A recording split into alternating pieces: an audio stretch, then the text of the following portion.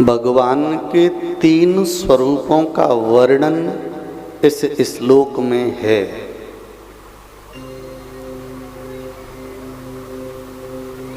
सबसे पहला स्वरूप है सत्य, दूसरा है चित्त और तीसरा है आनंद।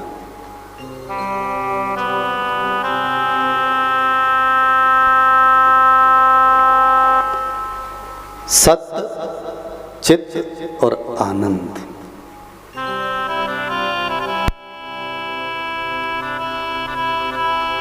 जीव और निर्जीव।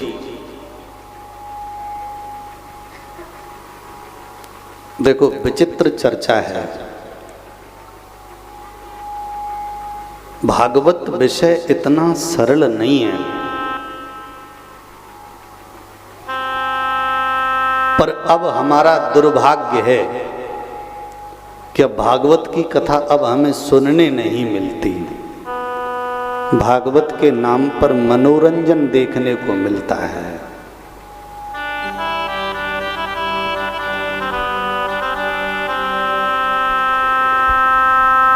जीव और निर्जीव। भगवान जीव के अंदर है तो निर्जीव के अंदर भी है। ये मत सोचना कि मिट्टी का टुकड़ा जो निर्जीव है उसमें परमात्मा नहीं है।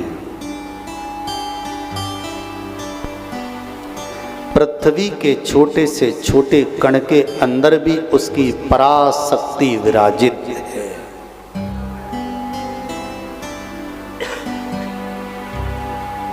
अच्छा, ये बात सत्य है या असत्य, आप लोग फैसला करें। मुझे तो सत्य लगती है। प्रहलाद ने पुकारा तो निर्जीव पत्थर के खंबे को फाड़कर निकला कि नहीं निकला?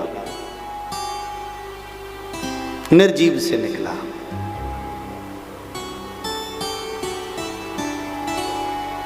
समुद्र के अंदर से कच्छप बनकर निकला। बराह पुराण के अंतर्गत वर्णन है कि हिरणाक्ष पृथ्वी का हरण करके ले गया और चारों तरफ से गंदगी का पहरा लगा दिया। विचार करना, उस गंदगी से पृथ्वी को लाने के लिए क्या सूकर रूप नहीं बनाया?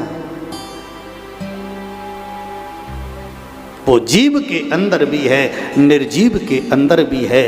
वो पवित्र गंगा जल में भी है तो अपवित्रता में भी है।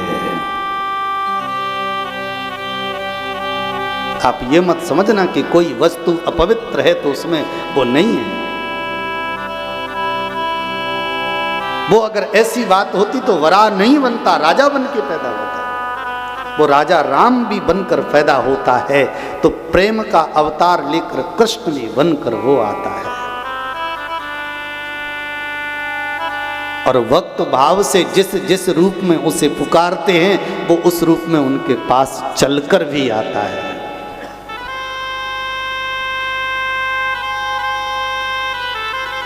वो जीव के अंदर भी है, निर्जीव के अंदर भी है। वो पत्थर के अंदर भी है। एक जगह ऐसी चर्चा हो रही थी तो एक भैया जी खड़े हो गए, बोले महाराज हिरण्यकश्यपु को मारने के लिए पत्थर फाड़ के भगवान निकले, आपने देखा? मैंने कहा मैंने तो नहीं देखा। तो बोले हम बात को सत्य कैसे माने, हो सकता है किसी ने गलत लिख दिया हो। मैंने कहा ये गलत नहीं है, ये सत्य है। कैसे सत्य है? तो हमने कहा एक विचार करो। एक गंदी नाली बह रही है और उसमें एक पत्थर पड़ा है, काला पत्थर, कैसा भी।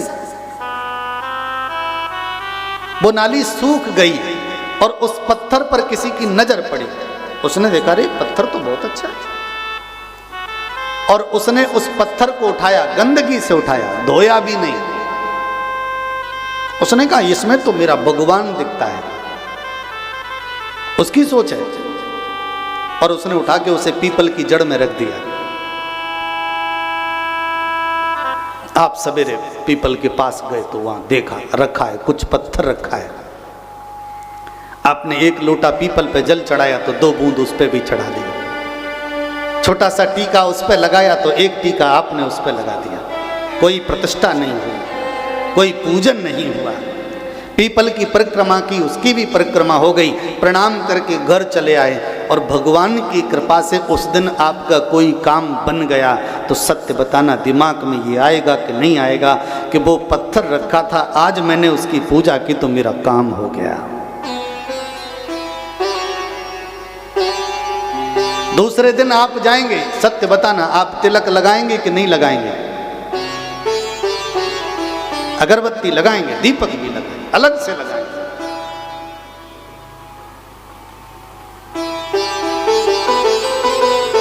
मंदिरों में जाते हैं, क्या है, एक कलाकार की कल्पना है और एक कलाकार ने मूर्ति गढ़ के तैयार कर दी और वह मूर्ति, आप मूर्ति बनाने के वाले पास में गए होंगे तो वह उसके ऊपर बैठकर बनाता है। हम घर लाते हैं, पूजा करते हैं, फिर उसे स्थान देते हैं, स्थान देकर परिक्रमा लगाते हैं और उसके बाद उस निर्जीव पत्थर के अंदर भी परमात्मा की छवि नजर आने लगती है। क्यों? अरे मेरे भाई, आप केवल उसे पत्थर में ढूंढ रहे थे। एक बात और सुन लीजिए, मुझे नहीं पता कि क्या है क्या नहीं, आप लोग जानो, पर इतना जरूर जानता हूं कि एक विधर्मी व्यक्ति को, मान के चलो एक मुस्लिम धर्म वाले व्यक्ति को अपन राम दरबार में जाके बिठा दें और उससे कहें कि भैया तुम यहां नवाज अदा करो, तो सत्य बताना उसका मन लगेगा कि नहीं लगेगा? नहीं लगेगा। उसका मन तो मस्जिद में लगेगा। अच्छा, आपसे कहा जाए कि मस्जिद में जाके माला जपो तो आपका मन लगेगा? नहीं लगेगा। क्यों? क्योंकि आपका मन मंदिर में लगेगा। अच्छा, दोनों ही पृथ्वी पर पैदा हुए हैं और दोनों ही माता पिता के माध्यम से पैदा हुए हैं, पर एक का मन मंदिर में अटका है, एक का मन मस्जिद में अटका है। क्यों? भगवान मंदिर में नहीं है क्या? मस्जिद में नहीं, सब जगह है, वो सब जगह है, पर हमारा मन केवल वहीं अटका है। क्यों? उसका कारण है, गोस्वामी तुलसीदास जी महाराज ने लिखा है, भवानी शंकरौ वंदे श्रद्धा विश्वास रूपिणौ याभ्याम बिना न पश्यन्ते स्वअंत स्थित ईश्वरम। 2 चीजें हैं जीवन में आपके, एक है श्रद्धा और दूसरा है विश्वास।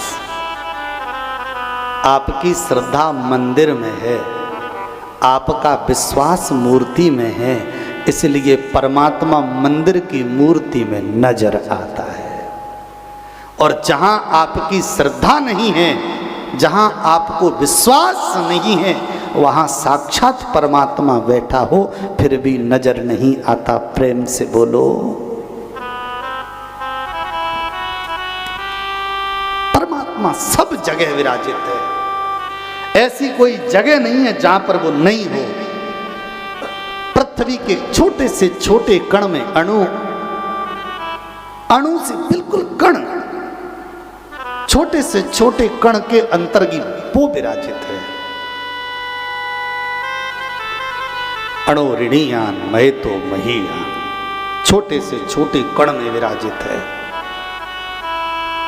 पर हमारी श्रद्धा उस मिट्टी के कण में नहीं है, हमारा विश्वास उस मिट्टी के कण में नहीं है। हमारा विश्वास, हमारी श्रद्धा मंदिर मस्जिद में, इसलिए हमें केवल वही नजर आता है जिस दिन हमारा विश्वास परमात्मा के प्रति अडिग हो जाएगा, उस दिन परमात्मा हमें हर जगह नजर आ जाएगा।